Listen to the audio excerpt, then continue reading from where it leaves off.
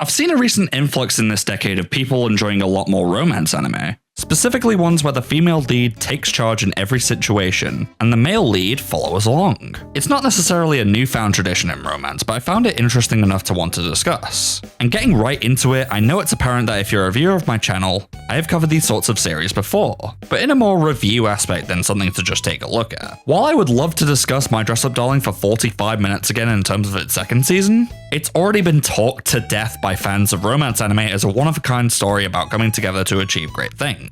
So my input isn't likely to change much from what has already been said. But I also wanted to see how this trend came along and how it stuck with people. The extroverted, outgoing gal and the introverted, reserved guy getting together in ways that are either unconventional or rather sweet when reflecting on it. I picked out a few series that shared this trend and I want to briefly analyze them to see what made them tick. All airing from varying points of the 2020s specifically. Some are controversial in certain ways, others haven't been talked about nearly as much. But without further ado, let's start. Do you like my sword, my diamond sword? I have not talked on this one in, coming on 6 years? Crazy. But yeah, I wanted to start this on an anime that I know and no. Uzaki-chan Wants to Hang Out first came to mind when I thought of the main girl taking charge because while she might not be entirely extroverted, she is the main reason why she and Sakurai get to go out and do things. The premise is simple, like with most of these. Sakurai is content with being a shut-in loner, and Uzaki isn't the keenest of people when it comes to this. So to spice up his life, Uzaki wants to, well, hang out and take Sakurai anywhere and everywhere, making it essentially her life's mission to make sure he is never alone. And that's really the core appeal of the series. It's less about imagining yourself in Sakurai's position and more about watching these two bounce off each other and slowly realize how much they mean to one another. For all the chaos, teasing, awkward misunderstandings, and third parties constantly reading too much into the relationship, there is genuinely a sweet romance underneath it all. And honestly, looking back on it now, I still kinda don't understand why the series became as controversial as it did. Like, she's a small woman under 5 feet with big boobs, and I think when this was airing, the fact that people were complaining about a character of those proportions being child-coded not only came off as closed-minded, but also a little insensitive. Like, I get it, her design isn't necessarily the first thing I think of when it comes to a well-designed character, but to so easily denounce all women's body types kind of, says more about those people than the mangaka or animation studio, if I'm honest. Now, as for my thoughts on the series, well, it's personally fine for me. I'm not going to sugarcoat it or make it out as if Uzaki is one of a kind, because it really isn't comparatively. I've touched on season 1 before, but after going through it again, I kinda feel the same about it. It works like every slice of life should, letting them venture out to different places and witness the madness that ensues between them. Whether it's going to the batting cages, or playing games together, or dealing with college life, or going to festivals, or even just grabbing something to eat. The series does a decent job of making everyday activities feel entertaining through the chemistry of its leads. And while I do enjoy the rounded cast of characters and the events of each episode, especially when Uzaki's family gets involved or when Ami and her dad start treating Sakurai's and Uzaki's relationship as some sort of reality TV show, I feel that in a way, the series really sold short on its humor. I know it's a subjective topic to touch on, but it really doesn't do anything for me. Like, Uzaki teases Sakurai, Sakurai overreacts, somebody completely misreads the situation, and the supporting cast sits on the sidelines and just spectates. And while that formula can be funny now and again, the show goes back to that well often enough that the jokes start to feel a little predictable.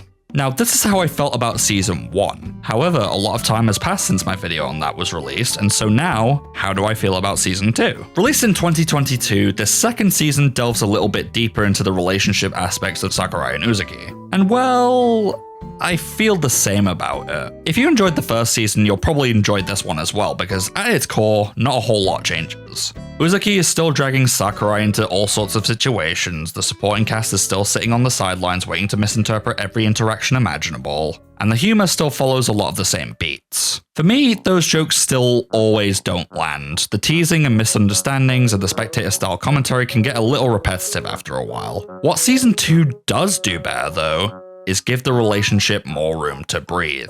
By this point, Uzaki and Sakurai have become much more aware of how important they are to one another, and the series starts leaning more into that emotional side rather than relying solely on the comedy. Whether it's Sakurai interacting more with Uzaki's family, the pair becoming increasingly conscious of their feelings, spending more time together in quieter scenes. Season 2 feels more comfortable in letting the romance take center stage. And for me, those moments are when Uzaki-chan is at its best. Because while I don't think it's the funniest rom-com out there, or even the best one, I do think it's one of the more endearing examples of this particular dynamic. Without Uzaki constantly pushing Sakurai out of his comfort zone, there wouldn't really be much of a story here at all. I think that's why it ended up, albeit reluctantly, in the conclusion of my Kaguya-sama video. It's a surprisingly realistic look as to how a relationship can blossom through everyday interactions. The series itself doesn't always advertise that side of itself, unfortunately, but when it slows down and focuses on the romance, it really works. However, this next one... What the fuck is two-piece? Who fuck made that, Yoda? Nagatoro. Rewatched this one too and technically did talk about it on an archive podcast, but since 2021 I've had some changes in opinion. Obviously right off the bat, Hayase Nagatoro does represent everything you'd expect from a female lead taking charge. She forcefully inserts herself into every situation, much like Uzaki does, and pushes the buttons of a weak-willed senpai in order to get him to come out of the shell. But while Uzaki does this in a more playful, teasing sense, Nagatoro cranks up that very concept to 11. Especially in the first few episodes. This is often seen as the appeal to Nagatoro in the first place. Her attempts often come off as very confrontational, more like bullying rather than teasing. But for me, that's kind of been the biggest gripe when it comes to enjoying this series, and I feel that's also the source of its controversy. A lot of the humor hinges on how much second-hand embarrassment you can tolerate towards Naoto or Senpai. While some of the jokes can land and are admittedly pretty funny, most of the series came off as more like torture than romance. And Senpai doesn't really help himself that much. Because while I can understand that's the point of his character, and he does get a slight backbone later down the line, his lack of confidence and inability to push back against Nagatoro for much of the season makes their dynamic difficult for me to invest in. There are only so many times you can watch Nagatoro tease him into a corner where he feels helpless, and her friends either join in on it or push her to one side to enjoy the fun of it for themselves. And Senpai completely folds before it starts feeling less playful and more like Senpai gets off on him embarrassing himself. And unlike Uzaki-chan, where Sakurai feels like an active participant in the relationship despite being more reserved, Senpai spends a lot of the time, because of his lack of confidence, just being reactionary to whatever happens to him. That imbalance kind of what makes it hard to buy what makes this series interesting. And the cast doesn't really do much to keep me glued to it. Apart from Yoshi, she's pretty cool. But yeah, compared to some of the other series on this list, I never found this cast particularly memorable outside of adding to the chaos surrounding Senpai. And that's a shame because I can actually see a relationship between the two of them start to bud. And that would be interesting, but a lot of the other stuff kind of sours it for me. But once again, I've gone through the second season that was released in 2023, so have my opinions since then changed at all? Well, kind of not. I understand that season 2 of Nagatoro is definitely making steps for you to see Senpai's and Nagatoro's relationship actually mean something to them. Nagatoro's teasing becomes significantly tamer and more playful, whereas Senpai actually decides to bounce off her. And I would compliment them for actually trying to focus on those moments, but Nagatoro herself just kind of flip-flops on whether or not she decides to want to aggressively tease Senpai, either because she's jealous of her friends hogging his attention, or because she can't help herself, because she really likes him that much. And again, I'd say that's sweet, but really it comes off as annoying when this is literally the formula of every scenario. And you guys really want to say that Uzaki comes off as annoying. No, Nagatoro is annoying, Uzaki is endearing. So yeah, season 2, more of the same really. It does go somewhere with the romance element, but not far enough to where I'd say it has changed my opinion about the series that drastically. As a comedy, it's pretty funny. As a romance, to be determined.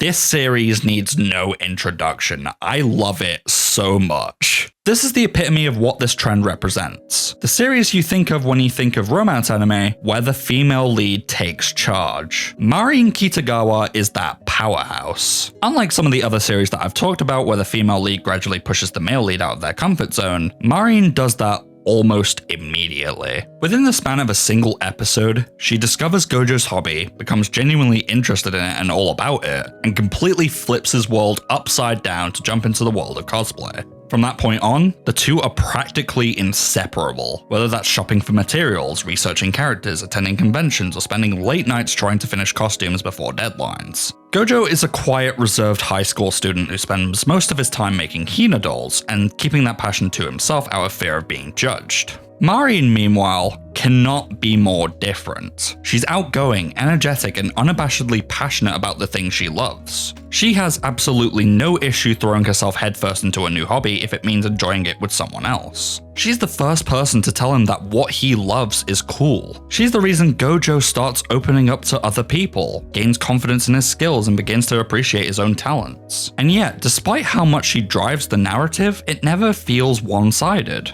As Gojo grows more comfortable with himself, Marin learns just as much from him in return, whether it's about the efforts starting with Shizuku-tan, a collaboration with another cosplayer putting Marin on the map, or even the Love Hotel instance. Every interaction feels like a natural progression of their relationship. And obviously, Shay and I had already talked about that at length 4 years ago, but now with Season 2 releasing in 2025, what do we feel about that? Well, more of the same, if not better. If Season 1 was all about Marin introducing Gojo to the world of cosplay, then Season 2 is about seeing just how far he's come because of her influence. The cosplay projects become more ambitious, the world opens up with new creators and cosplayers entering the picture, and Gojo himself starts taking far more initiative when it comes to his work. Seeing him apply everything he's learned and become more comfortable with sharing his craft with others, and honestly, it's just the most satisfying aspect of the season. But what I really love is that by this point, it doesn't feel like Marin is dragging Gojo along anymore. They come together as a genuine pair that utterly destroys every project amazingly as a dynamic duo. Marin is that same energetic powerhouse who pushes the story forward, but now Gojo is confident enough to meet her halfway. Whether it's the prep towards the Rei cosplay for the school festival, staying up all night to finish costumes, and Marin fearing she isn't appreciative enough for Gojo's dedication, meeting new people through cosplay, experimenting with new techniques and ideas, every moment feels like a natural progression of their relationship.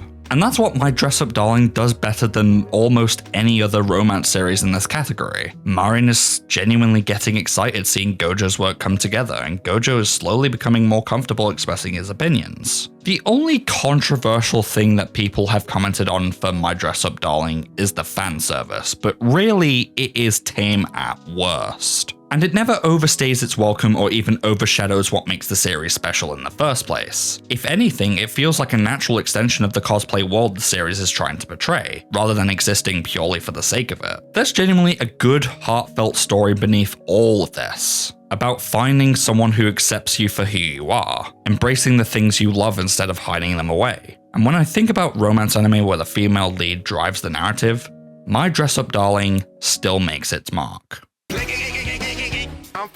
Okay, this series I'm covering is a bit of a wild card considering A, I've not really covered it in any sort of capacity, and B, I've just not seen and only heard things about it. So let's kick things off strongly with The Dangers in My Heart, and I will be covering just Season 1 for this. I'm aware there's a Season 2 and a movie, and the manga is almost finished, but right now I think just Season 1 as a first look of sorts should be enough.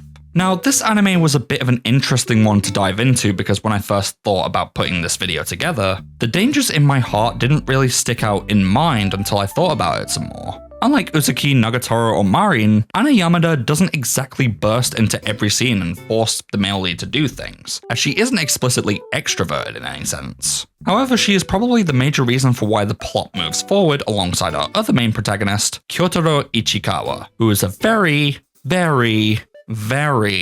disturbed and extremely introverted guy. I think the only controversy I could probably think of when it came to this anime, if there was one, was definitely the first impression of Ichikawa here. You have to understand that with some series, first impressions can be everything for why someone might want to get into it. And if you aren't necessarily bothered by Ichikawa's obsessive dark fantasies about murder as the ickle-bickle incel that he is, then sure, the series is right up your alley. In truth though, while the main male leads like Sakurai, Senpai, or Gojo are pretty easy characters to understand, Ichikawa is deliberately written to be awkward, isolated, and at times a little more than uncomfortable to watch. But that's kind of the point. The series isn't trying to convince you that Ichikawa is cool or edgy in any sort of sense. It's showing you somebody in a bad mental state and allowing you to watch him gradually change as a person with the involvement of none other than Ana Yamada. And unlike other female protagonists, Yamada takes a much more subtle and softer approach to pushing us forward with the story. She just spends time with Ichikawa in various ways, starting in the library and then blossoming into something much more akin to a friendship. And this is something so comforting when you get to realize that with each instance of Ichikawa and Yamada interacting directly or otherwise, Yamada becomes the center of Ichikawa's world little by little. A dark desire fades away and turns into admiration. At first, it's simply Yamada eating snacks in the library while Ichikawa awkwardly observes her from afar. Then before he even realizes it himself, he starts paying attention to the little things, the intricacies of how Yamada thinks, feels, and conducts herself. And sure enough, Yamada starts noticing him as well. What begins as the occasional conversation slowly develops into something much more meaningful without the two of them knowing. Yamada keeps finding excuses to spend time around him, whether that's talking to him in the library, walking with him after school, asking him for help, or simply involving him in parts of her everyday life. And Ichikawa does things in her stead, whether it's helping her avoid embarrassing situations, standing up for her, protecting her belongings, lending her support when she's feeling down, or simply looking out for her from the background. These moments gradually become less about obligation because he either feels bad or has a duty to stand in her defense, and more about genuine affection. It is actively a realistic romantic relationship that unfolds over the course of the series, and nothing whatsoever feels fake or forced. And the perfect scene that encapsulates this is the umbrella scene, because despite how simple it is, it physically shows the relationship and where the two of them stand in that moment. Neither of them actually knows what they're doing, neither of them is particularly good at expressing how they feel, and yet both of them are desperately trying to become a little closer to one another. She likes him, he likes her. Enough said. And before you know it, Ichikawa isn't spending time trapped inside of his head anymore. He thinks about Yamada and genuinely starts to like her. And naturally, Yamada is starting to think about him as well. And yeah, Ichikawa does start to take the initiative, but the main point you've got to understand is that Yamada is the reason he becomes comfortable enough to do so in the first place. It fits the criteria I'm looking for quite snugly. As for my thoughts on the series itself, I really like it, to be fair. It's surprisingly heartfelt with a decent supporting cast, and watching Ichikawa and Yamada gradually grow closer is genuinely rewarding and honestly super cute as well. But yeah, the female lead doesn't always have to be loud, energetic, or completely chaotic to take control of the story. Sometimes, all it takes is somebody reaching out, making you feel seen. So we have 4 series all trying to attempt to do the same thing, but in their own styles. All have a female lead that takes center stage. All have a male lead that doesn't stand out. All vary in enjoyability. All are romance stories. And all have tackled a controversy in some way or another. So why exactly did I cover them? What's the point of this? Well, several reasons. First, 3 out of 4 of these series I've previously covered before: Uzaki, Nagatoro, and My Dress-Up Darling. For them, I kind of wanted to revisit them and give them a fresh 2026 perspective. Second, I kind of did want an excuse to check out The Dangers in My Heart, and kind of wanted to see if the formula of the introvert guy and extrovert girl persisted and what made them special. While I could have tackled other ones such as Shikimori is Not Just a Cutie, or even You and I Are Polar Opposites, especially for the Suzuki and Yane relationship, I felt like tackling 4 felt right to me. I guess, I don't know. And so that brings me on to third, to answer the specific question, why is this trope of sorts so special? And also, why are some of the standout ones so controversial? And I think the answer for the first thing all relies on connection. Your typical romance stories relied upon the same formula, more or less. 2 people would meet, misunderstandings would happen, nobody would know how to communicate properly, so on, so forth, 20 episodes would pass, and then maybe, just maybe, somebody would finally confess their feelings. These series don't necessarily abandon that formula entirely, however it's probably the major cause for why people often don't get into series like that. They often think, oh well, it's just going to be the same deal with the same outcome. And while that is a severely reductive statement, I've seen people genuinely believe that about romance anime. But luckily, these series attempt to change one very important thing. The female lead is the one that takes the initiative. Uzaki decides that Sakurai isn't allowed to spend his time alone. Nagatoro inserts herself into Senpai's life whether he likes it or not. Marin throws herself headfirst into Gojo's world and he into her world, and thus the cosplays commence. Yamada simply decides to be involved with Ichikawa. They're all completely different characters with different personalities, but they all serve the same purpose. They are the ones at the helm of the story, and to be honest, that's kind of why I feel like so many people have connected with them over the past few years. While it's not really an entirely new concept, it's enticed people enough to where every new entry seems like an interesting one. But why these series can be so controversial sometimes can also be chalked up to the little gimmicks of these series that do set them apart. Uzaki's appearance sparked all sorts of arguments. Nagatoro's teasing was so aggressive that some people couldn't simply look past it. My dress-up darling constantly found itself at the center of discussions surrounding fanservice. And the Dangers in My Heart ask viewers to endure one of the strangest first impressions imaginable before revealing what the series was actually trying to do. But I feel like that's probably why these stories have endured. They aren't asking for perfection, they aren't revolutionary in any sort of way, and they're certainly not for everybody. But each of them took a familiar formula and found their own way of making it work and making them feel fresh. Uzaki is persistent, Nagatoro shows affection through provocation, Marin's goal is driven by passion, and Yamada shows compassion. And while all four of them approach romance differently, I think that's exactly what makes this particular trope so interesting. It isn't the fact that the female lead is louder, it's the fact that she becomes the driving force behind the relationship itself. Each of these girls changes the trajectory of someone else's life in such a drastic manner. And while that sounds incredibly dramatic, especially since, well, it's just a romance, that's honestly the foundation that all good romance series like this are built upon. It's about finding somebody that brings out the best version of you, somebody who pushes you forward, somebody who understands you. It's the idea that there's one person out there that can completely change another person's world. And honestly, it's really sweet.